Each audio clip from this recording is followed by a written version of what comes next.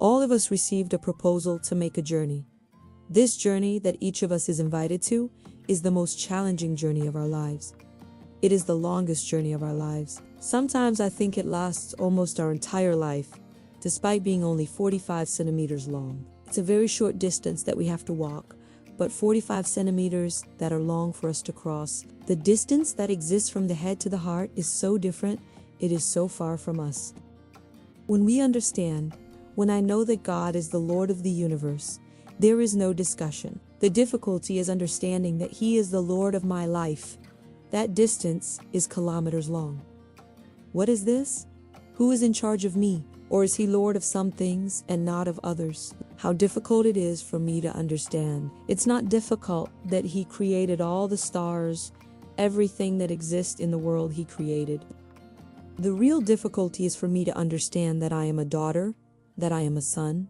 I was created, I was in His hands, dreamt of, desired, loved to live eternally with Him. The day we understand this, we will be absolutely unbearable. So, how difficult this distance is for us from the head to the heart. Because everything I read from the Word, if it doesn't generate life in me, it is a dead word. It is Jesus who lived in the past and not the living God who walks with me. So, in that Sunday gospel, when Jesus calls the disciples and says a word to them, a word, did any of you pay attention to this? Did this word move you? No. My soul jumped out of my body, came back and said, observe, observe. Jesus is like this. He is detailed, careful. Observe so that you do the same. Observe so that you don't make mistakes. Observe because I am giving the guidance, so you won't be able to say you didn't know. You were warned. You are guided that when you give alms, do not sound the trumpet before you. Do not do things in front of others so that you can be praised, so that others see and say, wow, because then you have already received your reward. That is vain. You didn't do it for me. You did it for yourself, for your glory, for your honor. God knows the intention of our heart. So there is no way to hide anything from Him. And He says, when you do something for me, for the honor and glory of my name, then I will reward you. What you do for others to see, you have already received your reward. It is your vain glory. How much difficulty we have in doing things for only one to see. Can you imagine if that woman, that widow, knew that when she threw in her small coins, there was someone sitting watching, and it was the Son of God. And sometimes we are being watched by Him Himself and we don't know. How much we get confused with our worry. Even though Jesus said, do not worry about tomorrow, but this word has not entered my heart. So it's really chic to always be worried, always very busy. This is very chic. And even to take medicine because of my anxiety. It's difficult not to take medicine nowadays. They ask, what? You don't take anything? No. It's really difficult, isn't it? It's trusting, isn't it? It's having a heart surrendered to Him, isn't it? When He says, do not trust yourself, trust only me, we say, but what if the Lord doesn't know properly, right? How difficult this surrender is. How difficult a detachment is. How difficult it is to give Him the 2 small coins. How difficult it is to surrender our nothingness and live of Him, surrendered to Him, because we lack the awareness that we are beloved children. That is what makes it is our beginning and our development in our spiritual life. It is this awareness of being a child of God. So when people ask us, who are you? We answer with our profession.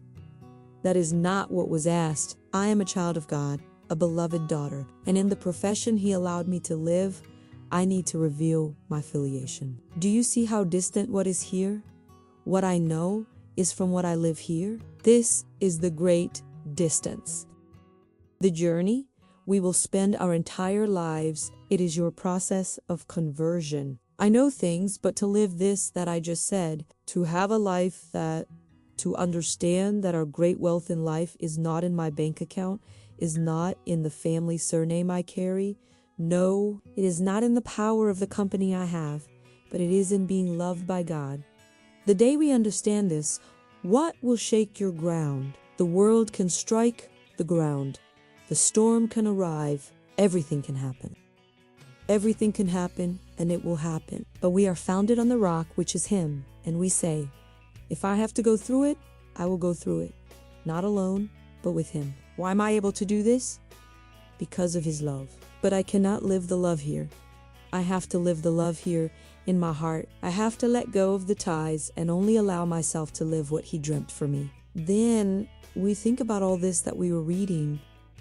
We read the gospel and say, when will this really make me live a carefree life? I will understand that to make this journey, I have to have perseverance.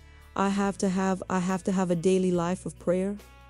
Our life has no magic. It has investment. For me to have a deep life of faith, I have to meet the only one who can do this in me. There is no way to be a friend of someone I only heard about. I have to be a friend of someone I met.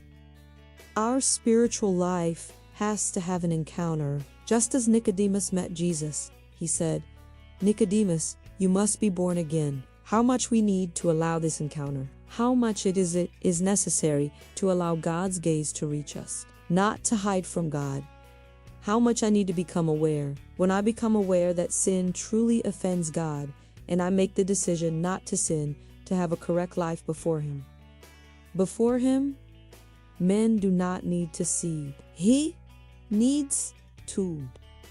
When will I truly take my spiritual life seriously? It is this journey from the head to the heart to understand that I am not perfect at all. I am absolutely imperfect, but I walk beside the one who is perfect and who can guide me. When is it? What am I holding on to that I won't let go of? Where is the illusion that I have 360 control of my life? Where is the world continuing to lie to you and you believe that you can make things happen? Oh, illusion. No, but I will make it happen. But I can do nothing because God changes everything whenever He wants, however He wants. He doesn't even spend half a second to change things, but He will only change if I surrender. So I was thinking so much about this week. I'm walking around with this phrase in my head. The journey we are invited to, of course we might not want it, so short, 45 centimeters, so long to live. Why are we so guarded with God? Why do we distrust this love so much? Why do we not allow ourselves to be loved by Him? Allowing to be loved. It's not even loving, it's allowing this love. Why do I have so much difficulty understanding? Just as He was sitting watching that woman, He continues to watch us. Why can't I understand that His eyes are upon me 24 hours? I'd better say that He isn't, but He is. Why is it so difficult for us to live this that the gospel puts before us? This surrender. And I was thinking, those 2 small coins were all she had. Will I be able to let go into God and fully live what He dreamt? Will I be able to have such an unconditional trust that I launch myself into Him and say, Thy most holy will be done? How difficult it is to say, Thy will be done truthfully. We pray this every day in the Our Father. We don't even know what we are praying. But when you have to make a true surrender, when you have nowhere else to hold on, there is nothing in the world to support you. You say, there is only God. You say, hooray, now I have everything. But how difficult it is for us to understand that when we have Him, we have everything. How difficult, because we stay here in reason, and in reason we won't explain. We will feel here, we will live, we will allow ourselves to have a life like this, right? To live in this absolute, unconditional trust. Far from the trust of Mary, right? But centered on God. Do you know what it means to have a centered life? It is a centered life. God has to be the beginning, middle, and end of my life. He has to be the beginning of my day. I start from Him. And from the moment I wake up and center myself in Him, everything that happens is from Him with me. And not to murmur about anything I do. Not to complain. Whatever comes, to thank for everything. It's an exercise. It's an exercise of faith. to learn to have a faith that is not measured, to just trust, to say, Jesus, I trust, I am surrendered, and you will do what is best in my life. Why?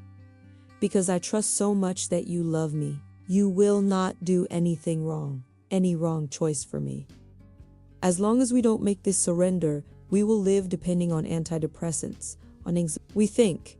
We spend the night awake thinking about problems, when if I went here to the Blessed Sacrament and made a surrender, everything would be fine. He will solve it at the right time. As he says, bring your problems to me, because I have the solution. And how difficult it is to make the journey from here to there, and at the source quench this thirst, quench this hunger for God. How difficult our spiritual path is, because it depends on only one thing, my will. As long as I don't choose him, as long as I don't understand that my life is eternal, as long as I don't understand that I have the spiritual and carnal dimension and that the Spirit can sanctify my flesh, as long as I don't understand this and don't understand that every day I live, there is one less day until I get there and that I will be before him.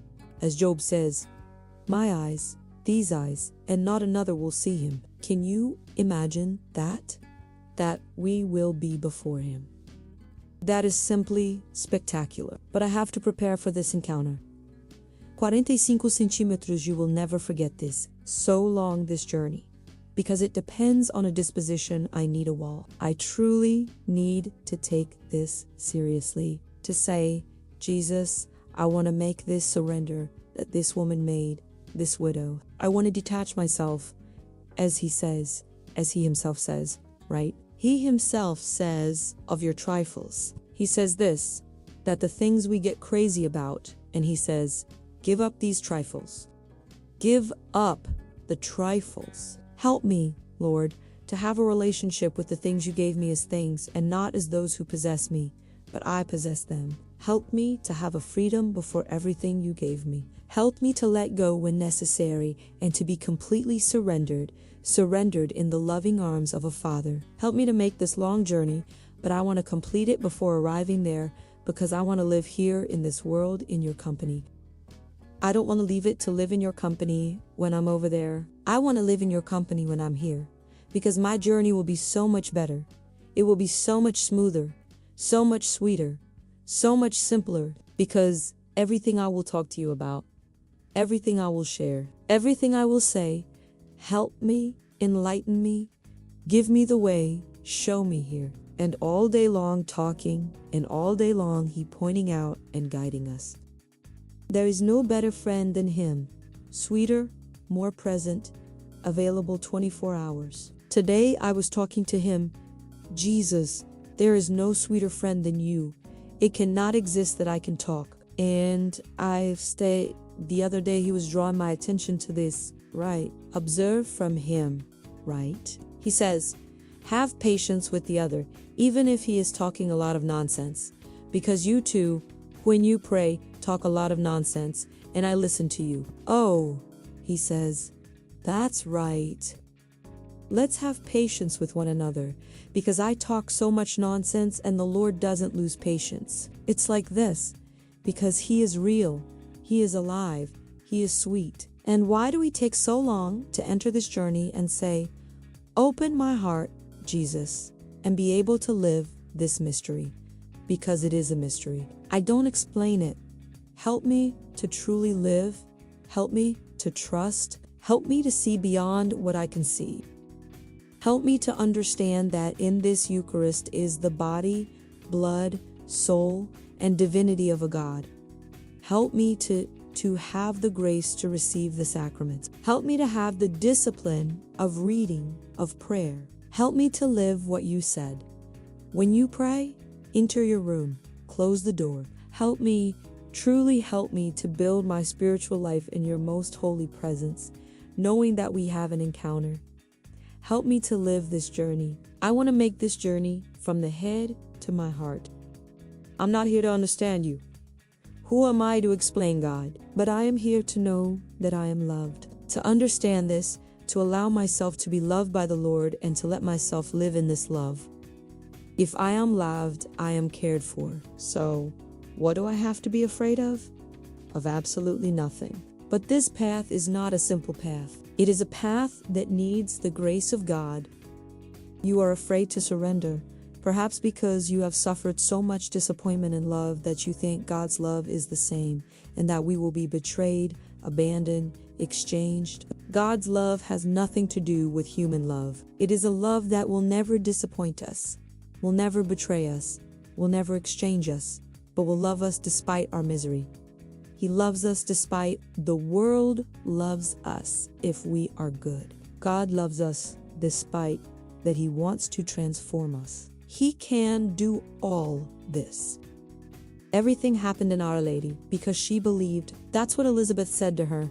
Blessed are you, Mary, because you believed. So, everything will happen because you believed. So, may she give us the grace to also believe that this word is life, that we are attentive to everything Jesus said in the word, and that we are attentive to His little word. Observe. Observe your behavior. Observe how you are acting. Observe what you are seeking. Observe the path you are walking. Observe where you are heading towards what I said. Observe where your true security is. Observe where your safe harbor is. Let go. As Father Leo said when he sang, "The sea is God and the boat is me." Now there is no turning back. I'm already on the high seas. I'm already lost in Him. I'm already like a fish in the water. He in me, I in Him. Everything is fine. I am already surrendered to Him. Help me to be detached, to want nothing, to dream of nothing, except to fulfill what you desired when you made me. Help me not to be an ungrateful adopted child, but a child who recognizes a God who created me to live eternally, a child who came to have the right, an adopted child who came to have the right to the inheritance, and an incalculable inheritance. Help me to live this life with gratitude. Help me to understand what your gratuitousness of love is. Help me, Lord G.